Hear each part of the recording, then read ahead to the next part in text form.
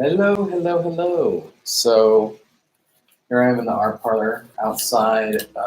They're doing all this construction, as you can hear. It's been going on for the past couple of days.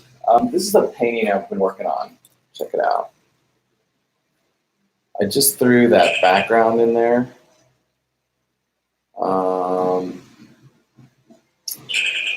And yeah, so I gotta work on it more. It's pretty cool. The thing is, the background is kind of messed up because I got to pull some hairs out of it, but also it's just got this brush stroke. Can you see that brush stroke? That kind of sucks. It was looking better over here where it was a lot smoother, but somehow I kept getting this brush stroke in here on this side. So I'm going to let it dry. That's what I've been working on. So I'm going to get this thing set up here. And that's what we're going to be doing a little more of tonight. Also, bugs me if there's that. Let me find it here. Keep that out. That's an awesome thing about this. Can you hear that car? Anyway, so I'm going to come back to this painting. I do like where it's going, but I need some help. It's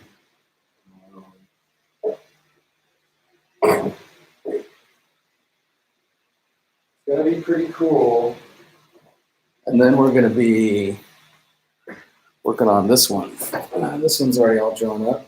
I don't know. Don't ask me. I actually forget where this image came from. Really don't know, but I love it. And I wanted to do a whole series of nudes. So I do all kinds of nudes, different kinds of nudes.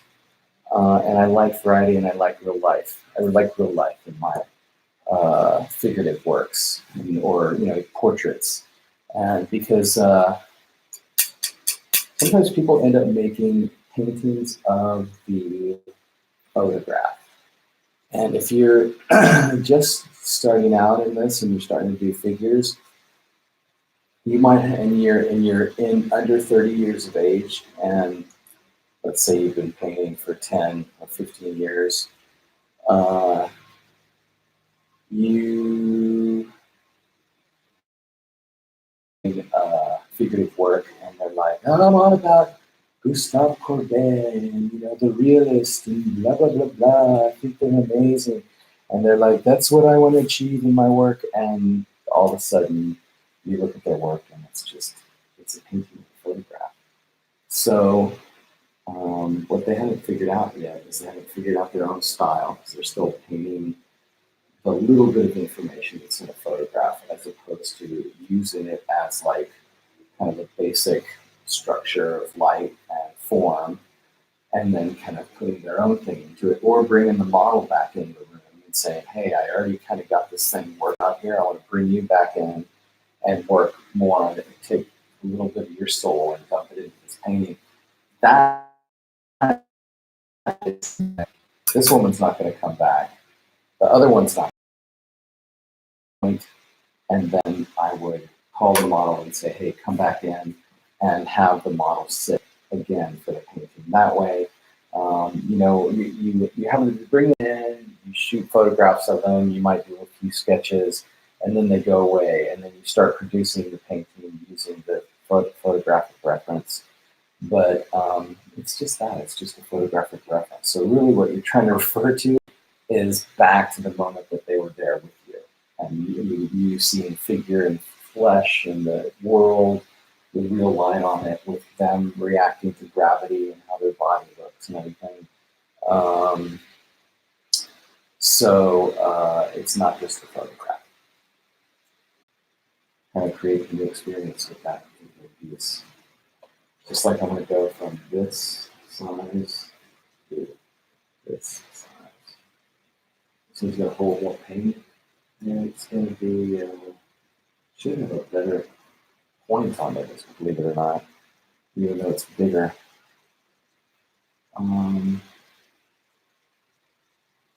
Yeah, so Really did these colors.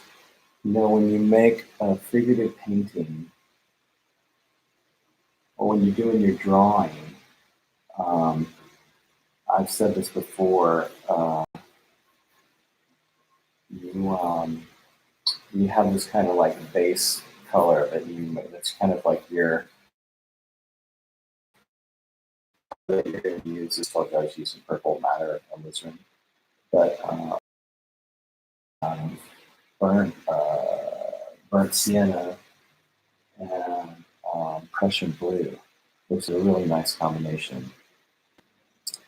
He was a really brilliant painter. I mean, this guy was epic. He was a good portrait painter. He rocked the whole portrait painting thing. Let's see if I get that there. He not only did he rock it, but he also had great ideas. Like he had all these, he'd make these paintings that were kind of like science fiction. They were, this apocalyptic scenes and nude figures on landscapes and wearing gas masks. And just actually going to ask a buddy of mine who I'm going to go see, who knew him. In fact, we were all friends out a lot together. And he owns one of his paintings that I love, actually one of my favorite paintings. And God, I can't wait to go see it. Anyway, maybe I'll take a photograph of it or do some video when I'm out there visiting him and visiting that painting, because it is a brilliant painting. And it's not, my friend is not a big art collector, so his collection of artwork is probably not going to make it to the museum or anything like that. And he's just like a regular guy who, my buddy Richard, and Richard gave him this brilliant painting. In fact, when he gave it to him, I was like, what? You should have given that to me. I didn't even know you were going to give artists. The best thing you can do is buy their work. That is literally the best thing you can do if you want to do something for your artist buddies, your artist friends. Buy their work. Buy it often. But also, you'll get a good deal on it anyway. So that's the other thing, is that you'll get a good deal on the work, and you'll own some magnificent work. And if you're a real art collector and you surround yourself with original art, you'll benefit from just the great joy of having that piece in your presence all the time. Anyway, so the space color, that's where we all got started on this conversation. I typically make it out of a burnt sienna and Prussian blue, and you would just use burnt sienna actually all by itself. People do that. It's just a nice brown, and it also almost kind of gives it a skin tone, and it sets you up with a nice background for your painting. I gotta get serious business here and really pay attention to this, because I can't flub this part up. I have no information on the photograph. Can you see that photograph? Oh, you can't. That's okay. Then I won't show it to you. But the thing is right now it's super pixelated, so I'm just trying to imagine in my head what that information is that's there. That's the crazy part of what's going on right here, right now. I'm going to do this drawing here, and then I'm going to probably do a wash on the background. Oh my God. I've done a terrible job, my friends. I already made my first fuck up here. And that's okay, because you know what? You make your first fuck up, and then it's good, because then you can say, oh, okay, I'm closer to what I wanted to do, so now I can make the next 200 fuck ups, because that's about how much it takes me to get there. I never, I always end up redrawing, I always end up redoing stuff, because parts of the figure are kind of always in movement, The figure is in movement. And if you can keep that in your head, then you can begin to see what your painting is. This blob that's held together with bones and muscles, you know? It's like flesh on a stick, basically. And then you can start to see the beautiful parts of it, the different body features, and just, you know, the flow of the body. Female bodies are always more interesting than male bodies. So I think, unless you're doing some kind of painting where the male is like a heroic subject, you know, and he's doing something amazing like a superhero does, you know, then you can get some pretty cool male bodies because they're all outstretched and wielding a sword or something like that. But just hanging out, being normal humans, the female figure. Yeah. So here's a rough, just what's going on. That's what's happening with the figure. I'm just kind of blocking it in. Little thing. I guess I should make this camera more friendly towards the painting. I thought it would be more interesting if we were just talking face to face, but I think I'll just give up my super secrets here. And let's see. What I'm going to do is I'm going to stop, and then I'm going to stop my stream, and then I'm going to restart. Oh, shit.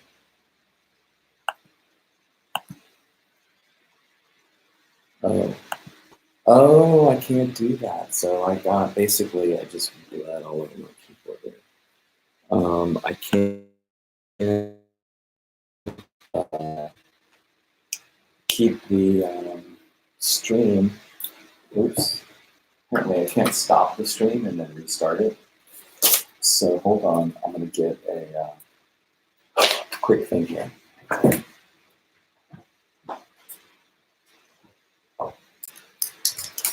Here we go. We're going to put this here.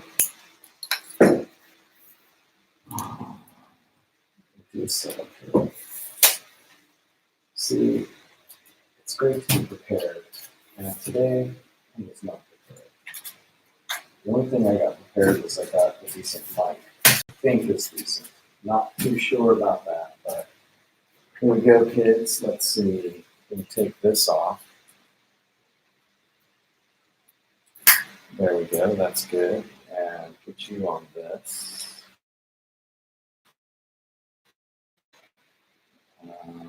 This is easier.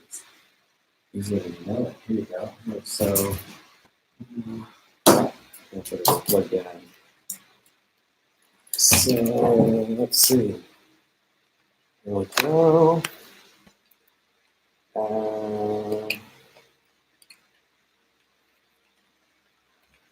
Let's see. Oh, shit. Sorry, folks. There we go. Now you're set. Now we got figure set up like that. Oops, sorry, I'm going to get a water here.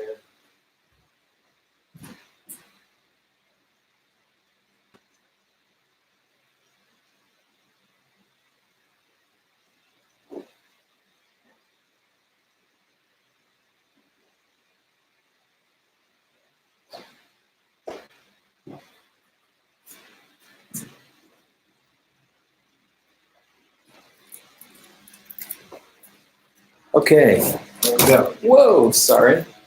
Sorry. Let's see if we can get that. I think that'll work. So this episode of Populence is brought to you by Pellegrino Water.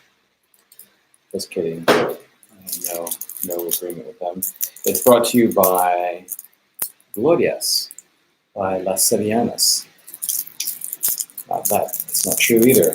But what I will tell you is this is the bomb. Gloria. It's basically goat's milk turned into this caramel with pecans. And if you're Mexican, from Let's see if we can get this thing up here.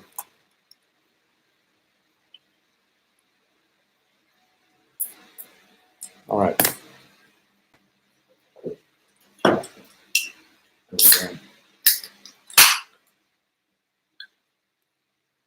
I know what I'm doing here.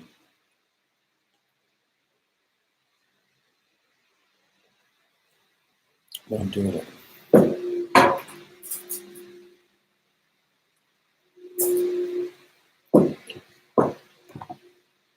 Oops.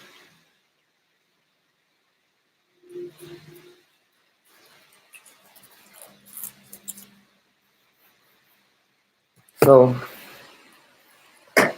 just kind of bouncing around the paint and let you in on. I'm going to do this.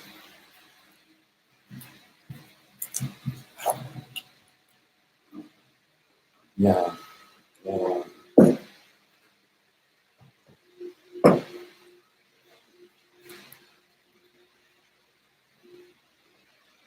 Like a pillow.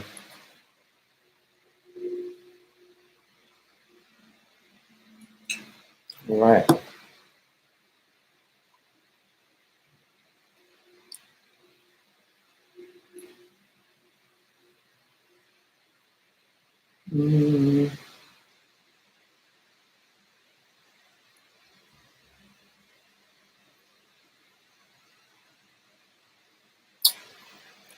And this crazy pattern on the floor here. It's like this. Let's see. That's kind of bizarre.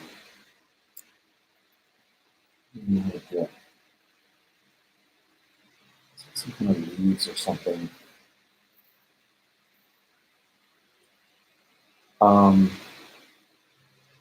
This is some of the most important stuff because these little fine lines and stuff.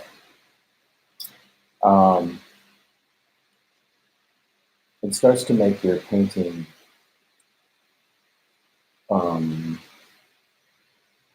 it gives it this like micro feature to it, meaning that people have to get really close to see some of the lines because you've actually made readable lines that are just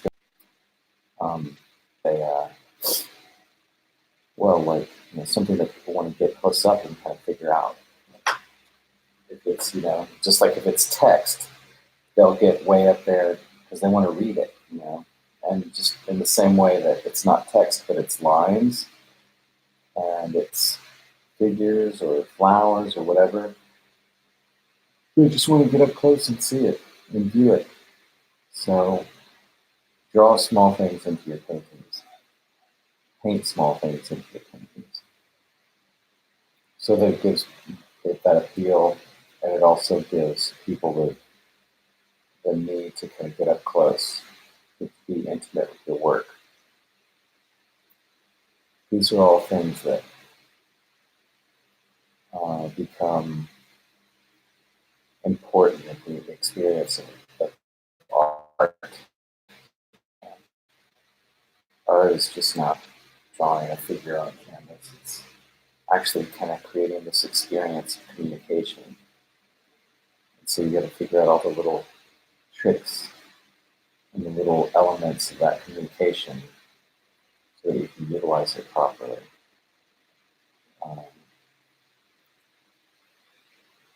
That's what separates art that's pretty spectacular from art that's just ho-hum. I know a lot of people who they have, I say a lot of, I guess I do know a lot of people. I know a lot of people who have attended some of these schools that teach an academy style of painting, right? Like they have a method. It's like, okay, this is our method. So-and-so master developed it, this is his method and we've adopted it. It's our method. And so all the kids that come out there end up making paintings using these methods, and their work looks really much alike. Like you can say, oh, that person studied it blah, blah, blah school. No kidding, really, you can. But the other thing is that I'm not, I wouldn't put down those schools because I think they teach them incredible skills. And I guess their one dilemma is that they haven't properly taught them about the aesthetics of art. They just teach them how to create, how to be automatons. Just like the guys who work in China as automaton painters. They learn the skills and everything, but they're automatons. They're not trying to make art. They're just making replicas of paintings, and they sit there and I don't know if you know what I'm talking about. You can basically order master paintings from different places in China, and they'll be like, "Oh, you want it oil painted? You want it on this kind of canvas?" And they have different levels of quality of how good it is. You want one that's done really shitty. It's like, $100. $50. And you want one that's a little bit better, 200, 300, and it keeps going up until it's like, oh, you want one $25,000, but it is a beautiful replica of like a master painting.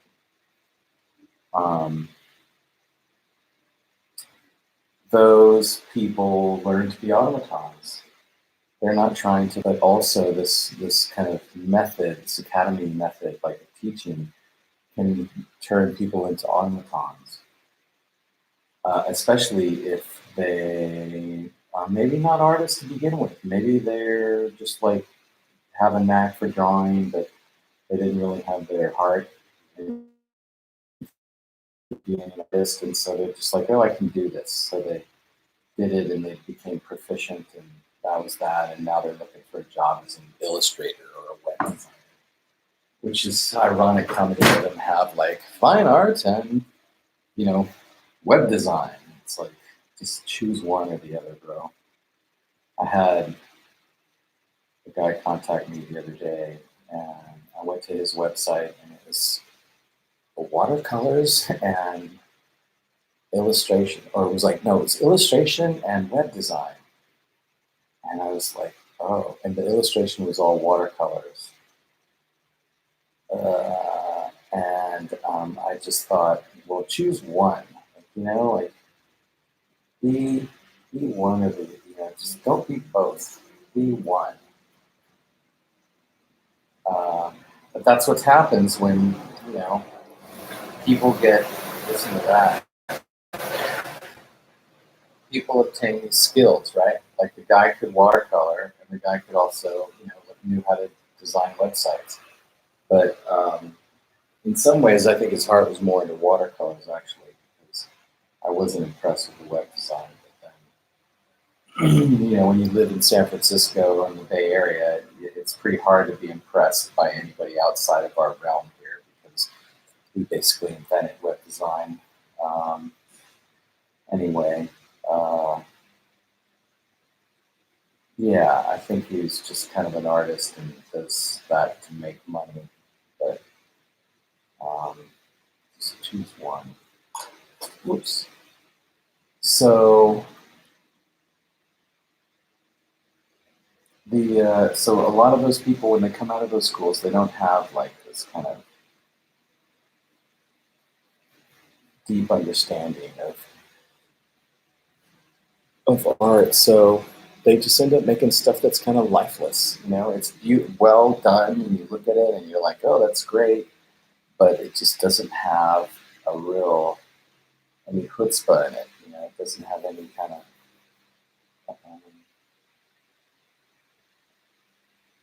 just any soul. It's not bending the strings on a guitar. You just they just become good at painting, but they don't become good at the communication of art, the language of art. So when they get out of those schools, the most important thing for them to do is to unlearn what they learned, right? Keep those skills, but unlearn any kind of, anything that apparently was driving that need to just make boring, put some fire with it. Like, I don't know, take up a cause, become a vegetarian, again, and my paintings about that, something that just, that would speak to me.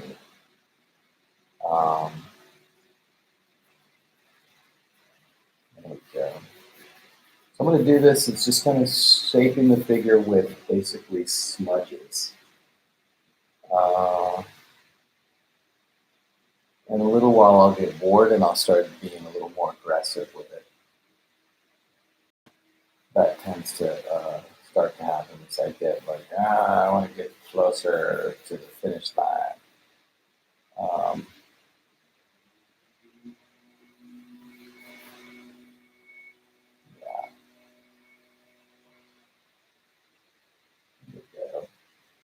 Painting is a lot like working with clay. You could use oil paint in that manner, where you really kind of push things in and out, get light on top of them.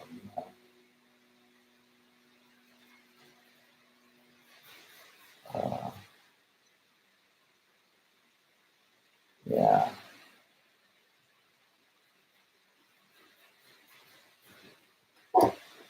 Yeah, it's good. I don't want to change this color up, I think. Because I feel the need for speed, and I also want to kind of darken things up here some.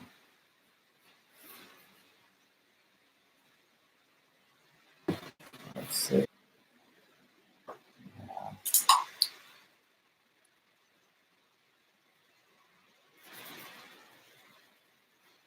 This is all brushing this in.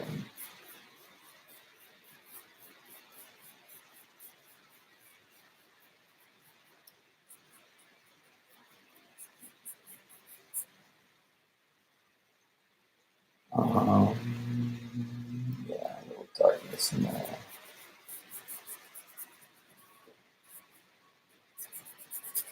Pretty cool. I would like to do this time lapse, but I can't paint that fast. I don't think I get enough done to make everybody happy.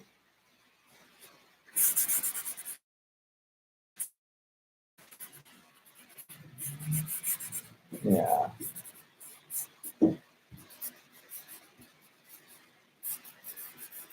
See if we get this. It's all right. There we go. Yeah.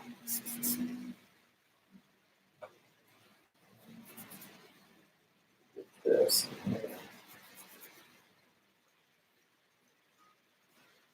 Perfect. Perfect.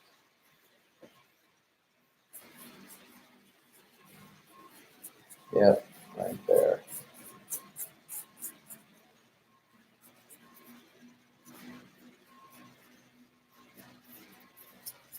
Perfect.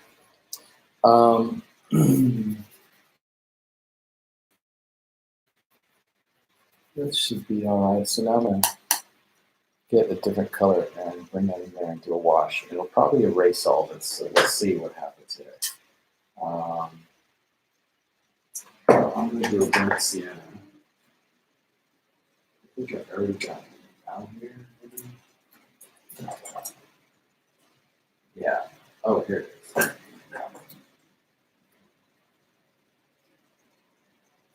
See how this goes.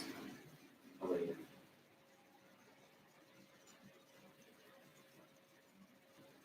There we go. Let's see if this does it. Oh man, scary business.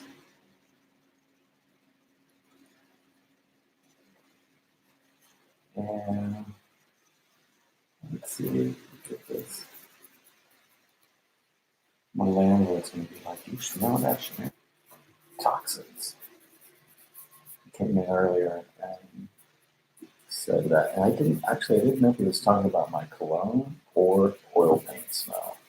Because he was in my room, and I thought, He's talking about my cologne.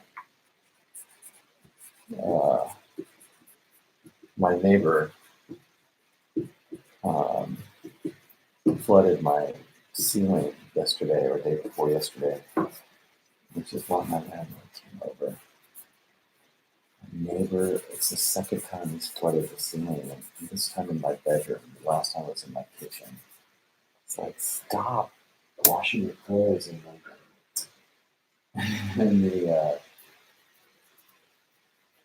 the sink or in the tub. I think each time it's because he's like soaking some kind of jacket that I guess needs. So this is pretty light. This sienna, as I predicted, it did pretty much take away all the stuff that I put there, which is okay because the graphite is still there, and I still have. If you look at this, I still have the graphite details, and then I have this nice smudgy thing that I did, and then this wider stain, which is actually makes for a really nice background. It could, basically what you're doing is building a foundation that you're going to make your painting off of. So actually did a good job.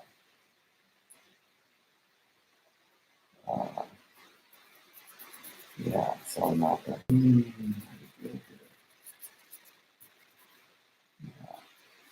Not too shabby. Gabby.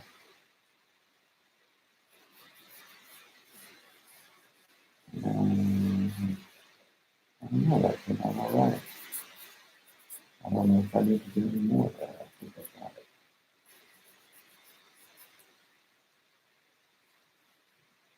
Looks pretty good. Okay, ready.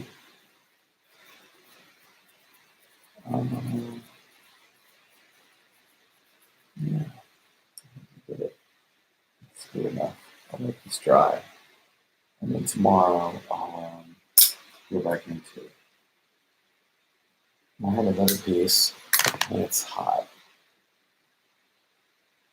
It's from the 90s, which I actually love. But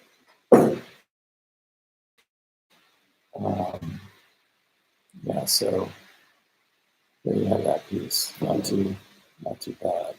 It's a good start.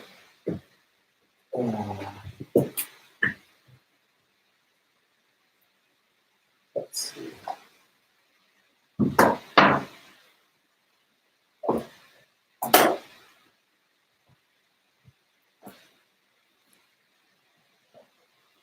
Got another piece. It's a portrait. And to be honest with you, these two figurative pieces are basically warm-ups so that I can do this piece. Because this is a more important piece. It's a portrait. And yeah. So the other ones are kind of just warming me up so I can do this one. I hope it comes out looking like a little booger. Yeah. So that's what's going on tonight in the Art Parlor. It's hit midnight, and I'm white. And yeah, I think that's it. So this was a new setup with a different camera and a different microphone, but I think I'm going to be using this setup, so I hope that the production quality is good. But yeah, that's it. See you later, folks. And